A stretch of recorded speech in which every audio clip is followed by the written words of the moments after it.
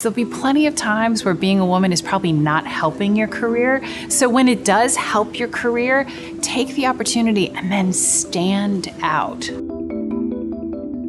One of the most pivotal moments in my life was actually when I was a sophomore in high school.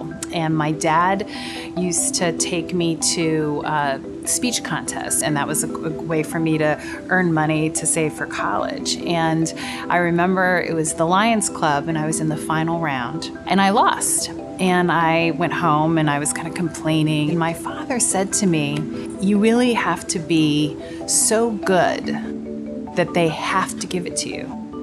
And you weren't. It was a really good lesson for me. I really took to heart the idea of excellence and no excuses. You made what some would see as a surprising or bold career move after spending 17 years at a law firm to make the move to Accenture. Did you see that as a career risk or a big jump? I don't think I fully contemplated how much of a risk it was. I was really thinking about, how do I want to live my life? I was 42 years old, and I said, I can see my future. Like, I know what the next 20 years are going to be like if I stay here. And Accenture really provided an opportunity to challenge myself. Because if you think about it, I went from the young girl who had never traveled outside the US, who went and studied Chinese. Then I went to law school, and I grew up in a family that didn't sort of live in the corporate world. Then I became general counsel at a company of technology, and I didn't know that. And so each time you make a choice, and it's a choice about reinvention. How would you describe your leadership style now, and how has it evolved over time?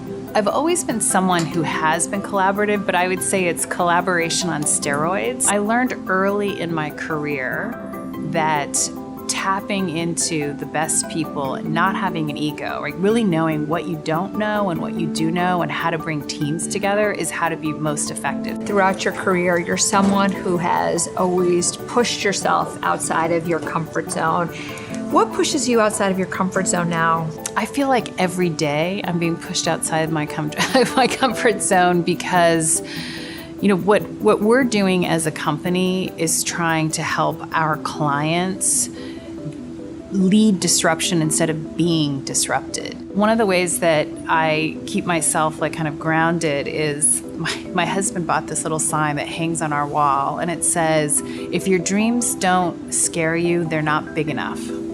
And so when I'm facing uncertainty or worried about, is this the right strategy in the face of what we need? I think about that and say, okay, good. If I'm a little scared, it must mean that I'm doing the right thing. If you were to rewind the clock 20, 25 years and were writing a letter to your younger self, what advice would you have loved to have been given at that point in time or to have heard?